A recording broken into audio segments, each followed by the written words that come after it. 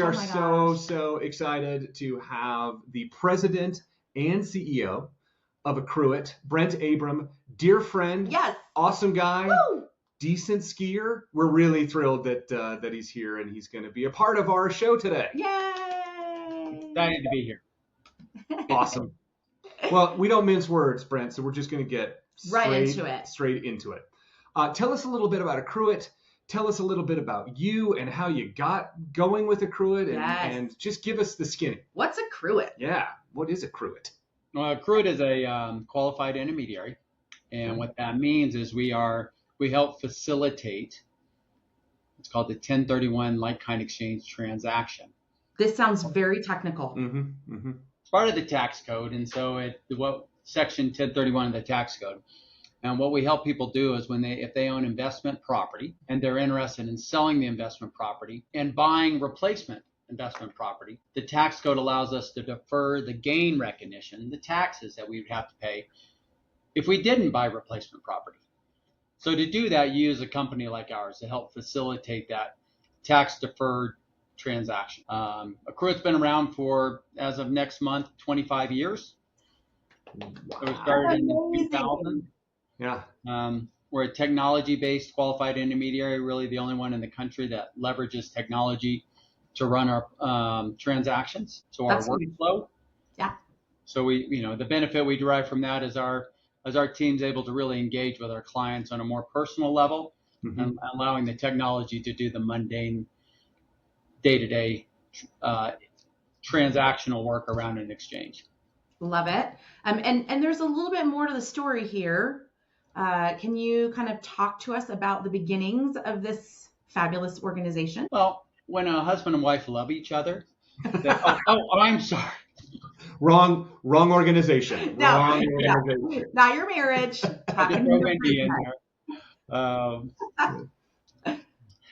So almost 2 years ago, we sold the organization to a financial services company called Inspira Financial, headquartered in Oak Brook, Illinois. Really a fantastic opportunity for us because a lot of synergies between the company. They're much larger. They're still privately held. Why it worked for us is we never wanted to be aligned with a financial institution like a bank, nor did we want to be owned by a title company, which a lot of our competitors are owned by. We wanted this true independence of being able to work with multiple industries without having any conflict. We sell multiple products, unlike most of our other competitors. So we're able to act as a qualified intermediary. We license our technology to over 30 other competitors. Wow. And we also do a very significant white label offering to almost 100 companies as of this week, where we are the back office qualified intermediary under a white label brand. So we do that nationwide. So by being owned by Inspira allows us to actually participate in all those different markets. He hasn't really said the thing that I was thinking he was going to say. Okay, ask him again. Yeah, who started the business? Me. There it is. No, I do have a co-founder. He and I developed this concept right around in really 1999, 2000, right when the internet was coming up, trying to figure out how do you automate a paper-based and mundane process at high volume. And it sounds funny today, but in 2000, this thing called the internet was just coming around. Our very first company name was elke.com LLC. That was the thing to do back then. So electronic like-kind exchange.com LLC. Quickly changed that to Accruit a few years later. But this came out of the idea that we used to do a lot of transactions before I started this company for equipment. And used to be able to do like-kind exchanges for equipment, car rental companies, heavy equipment dealers, any business use asset. That's what we really went after market and said, okay, what if you wanted to do high volume, low dollar, like-kind exchanges? Because everyone just did it for real estate, right?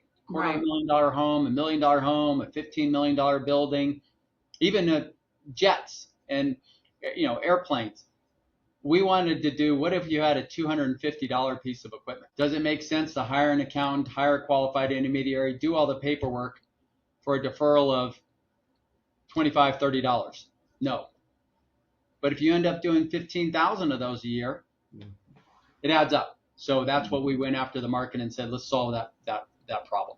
That's awesome. Needless to say, Brent is has the most financial acumen of our friends. That's why we keep him around. We feel like if we hang around him, we can get some of that technical stuff just rubbing off on us when it comes to finance. Thanks for that. That's why you pick up the bill all the time at dinner. But that's whatever. Wait a second.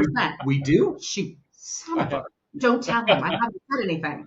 So Brent, take me back to little Brent. Like the little 7-year-old Brent this feels who's like therapy now. I want to be something when I grow up. It is true. I love it. How did you get into this business? I know you started it with a partner. You got that. What made it so that like, hey, this is what I want to do? This is what you wanted to do when you were 7? Never.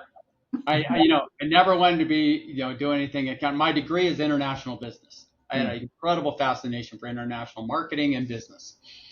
Wanted to live overseas, but I was in the oil and gas industry. I even explored, moving over to, I started taking Russian because we had operations over there and was thinking, okay, we could do that. But then I heard it, started finding out about like-kind exchanges because I started their program for Amoco, production company for moving oil and gas equipment.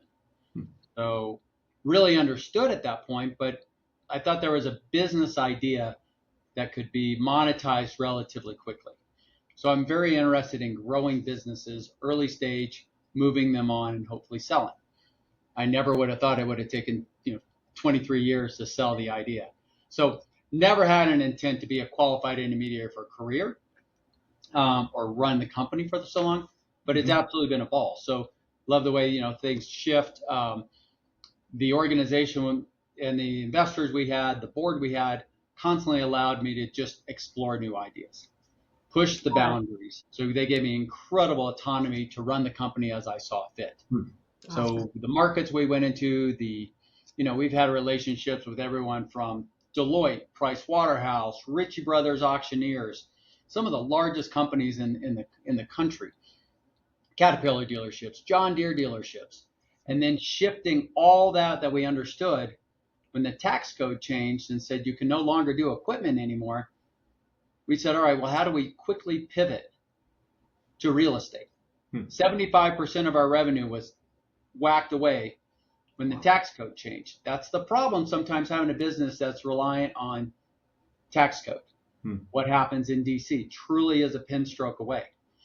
So overnight, we lost 75% of all of our revenue. Wow. We were the largest qualified intermediary in the country until that day occurred. Wow. So we leveraged our team, leveraged our processes, leveraged our technology, leveraged our channels, started buying up other qualified intermediaries that were in the real estate space. Never went out for any financing. We did everything internal, grew the company internally after we paid back investors. And then we actually took a really bold move and bought out all of our owners. And we recognized that we needed some equity and a carrot out there for the new team that's now shifted away from equipment into real estate. And then we had COVID. And that rocked everyone's world, right? And so a lot of what drives our business was interest rates. A lot of what drives our business is interest rates because that's also how we make money. And so a lot of action, transactions, not a lot of revenue coming in when interest rates are at zero.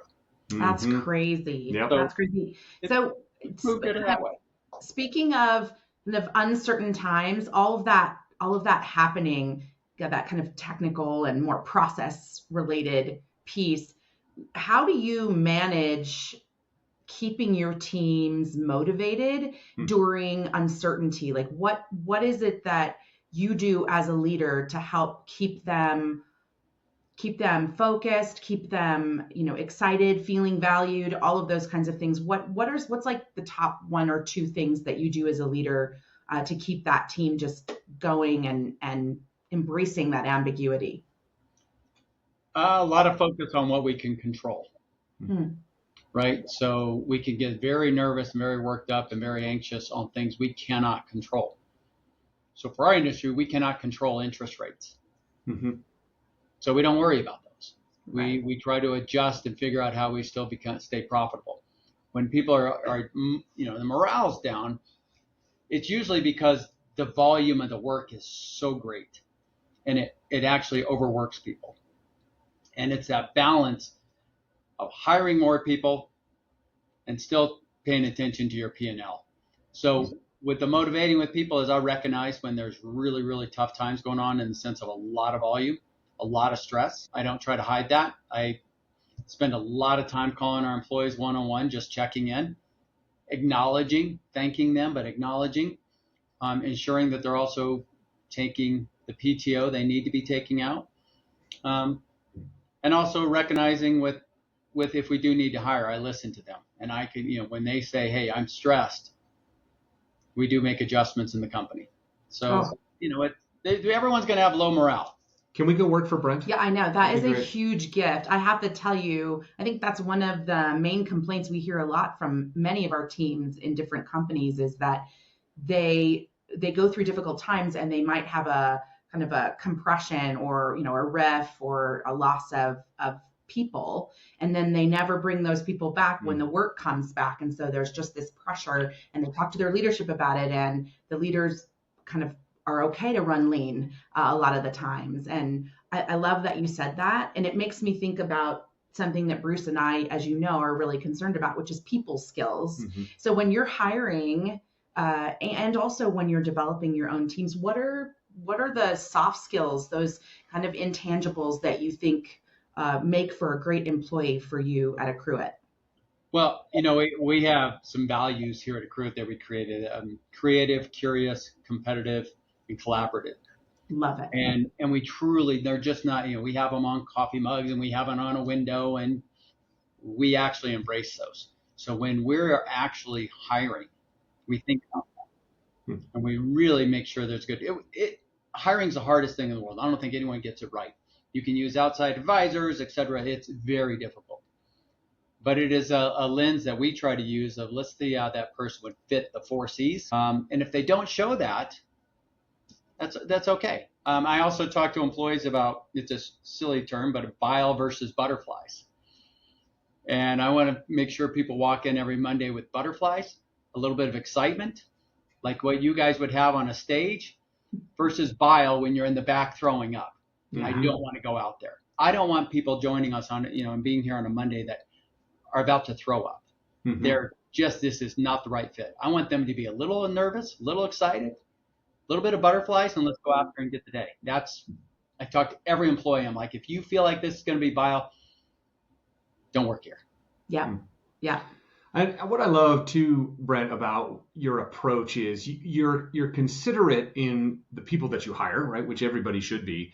You're also, in the conversations that we've had, quick to make decisions when things don't work. Yeah. Talk about the approach you take when you find that maybe a fit isn't right. When you invest a lot in people, right? And so it's always that, if you think about things I could have done better in the past, probably move quicker, but you always want to make sure that have I given them everything I can. So there's a balance. There's a balance of having patience. Can I get them more training? Can I get them more coaching? Do I maybe have them in the wrong position, but they still add value to the organization and we still need that skill set? So a lot of times we've done some shifting here at Accruit. We've moved employees 2, 3, 4 times until they excel. When certain ones just don't fit up because we feel like they're just not engaged. They're just punching the clock. You have significant one-on-ones with them. There's really never a shock. To me, there should never be a shock when somebody has to be transitioned out. It's because it's not fitting. Something's not aligning. And so you got to move on that. And you got to move. And I've never regretted, never in 25 years, someone has been asked to move out of the organization. I've never said I wish that person was still here. Yep. Yeah, that's huge. And I really appreciate, Brent, that you talked first about what are my options as a leader if this person is bringing value to the organization. I think sometimes leaders get stuck in thinking they were hired for this job, they're not working out for this position, so they're done. As opposed to really broadening your perspective and thinking about holistically about the organization and the fact that if they are bringing value, what's the possibility for them in a different business unit? And I love that so much. When a lot of times when we're talking, actually every time we're talking to leaders on these calls, we ask we're always really interested. What piece of advice have you been given along your journey as a leader that has really stuck with you and tends to be kind of intrinsic to the way that you make decisions or the way that you treat people, or just kind of your beacon of light that you guide your leadership journey by? And also, like, who gave you the advice and what was the reason maybe that they gave you that advice at that time? Would love to hear your thoughts on that. Yeah, it sometimes depends on what role. I've received some tremendous advice from some amazing sales leaders that we've had at this organization. This idea about listening. Shut your mouth and just listen to what the client needs and what the market needs. We don't know all the solutions, so I really think about that a lot because I still am very active in the business development side. So that's very important. Even after 25 years, there's a lot I don't know. Patience was actually one of our original seed fund, our angel investor. Really talk to me sometimes about patience. You got to give something time. If you're out there to disrupt the market, it's not going to happen overnight. And truly what we've done, at least within our industry, completely disrupted it as an entire industry, how we've approached it. And so you have to have the patience of understanding that's not going to work overnight and you don't have all the answers. So what worked then maybe doesn't work now. Also not a big believer in this is the way we've always done it. If I hear that, that's not what we say around here. It may have worked then. Someone taught me that it may have been perfect back then. So don't beat yourself up on it. But now things have changed. Now what do you want to do and how do you want to approach it? So those are little guiding lights of I watch myself. Don't take myself too seriously. I've got to have fun. I've always had to do that. If I'm not, it's same thing. Bile versus butterflies. Yeah. If I'm not enjoying this, I wouldn't be sitting here. Yeah. And as the senior leader, if you're not enjoying it, nobody else is enjoying it either, right? It is amazing how your behavior affects the behavior of the organization, right? It is leading by example. Yeah, they are tied together so closely, and we often forget that. Yeah. Especially if when we're in a position of high stakes and high stress, it really is important that we're putting on the right face, I think, for our company. And we're doing this, right? Virtual. We do a lot of virtual now, right? So you're talking to your team like this. We can see, how do you look today? Are you engaged? And I talked to all my leaders about this. How do you present yourself on the camera? Because it shows. Are you busy doing something else? Are you distracted? Are you playing on your phone? Are you looking at another screen? Yeah. How do you engage with those that we don't get to see on a day-to-day basis? So we were working with a leadership team recently, and they said, how do we get people to turn on their cameras? They would have so many meetings where their internal employees would just leave it off. There was no requirement, no mandate that the camera would be on. And you think, well, that's back to the world of a conference call, and we know how little got done in conference calls. Yeah. I remember those days where you've got 8 people around a telephone and we're all just doing other things. Yeah, and I kind of take it back to the time when we were all together in a meeting. I couldn't shut my camera off. There was no shutting down me being in the room or looking at my phone or doing something else. I had to be present, and it's hard. It can be very exhausting, especially when you have meetings backed up one-on-one with a day. And so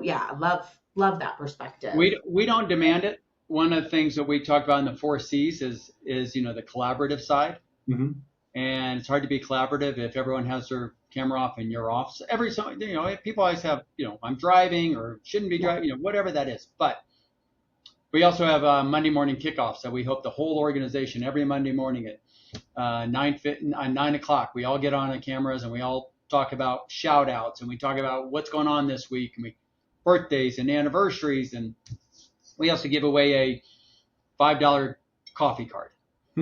But if you're, the only way to participate in that is you have to have your camera on.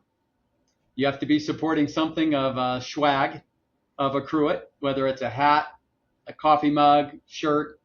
But you do have to be present. And we look at that on their one-on-ones, and we look at that on annual performance reviews. Mm-hmm. And one of the criteria is, do they participate with their camera on? Love it. I mean, you get fired. It's just that, if you're meeting expectations versus exceeding, it's those little things that actually say that person stands out. They engage differently than others. When people show up and have the Accruit swag on it, does anybody bring the old ELKE? No, I don't think we printed anything except letterhead. I personally am requesting that you go find something and mail it to us. That's right. I would really like that. Let me know. I want some underwear. Okay, final. No underwear. No underwear. Stop it. That's a good question. No. That's a good question. No underwear. So, last question. Final question. What is making you happy right now? What's inspiring you, or what are you looking forward to? I'm excited that we're still changing, and if we weren't still changing, I wouldn't be here. So I'm still having a good time. Love that. I look forward to the organization continuing on and continuing growing. I look forward to the opportunity of seeing what my next chapter looks like. Mm-hmm. 25 years in an organization doing, is a long time, but it hasn't been doing the same thing. Yeah. And I'm somebody that actually needs to be constantly changing and challenged. So right now I'm pretty good.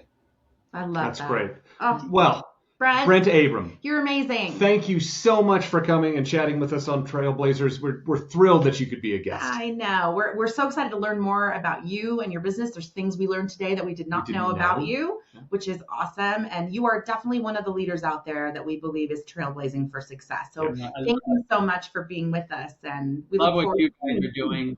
Love your business model. Love what you're, challenging leaders to think about, which is just fantastic out in the marketplace. More and more people, I tell people what you do, they're like, that's exactly what corporate America needs and organizations. So thank you too. You're doing a tremendous job. Yay! Thanks. We'll see you soon. All right, guys. Bye-bye.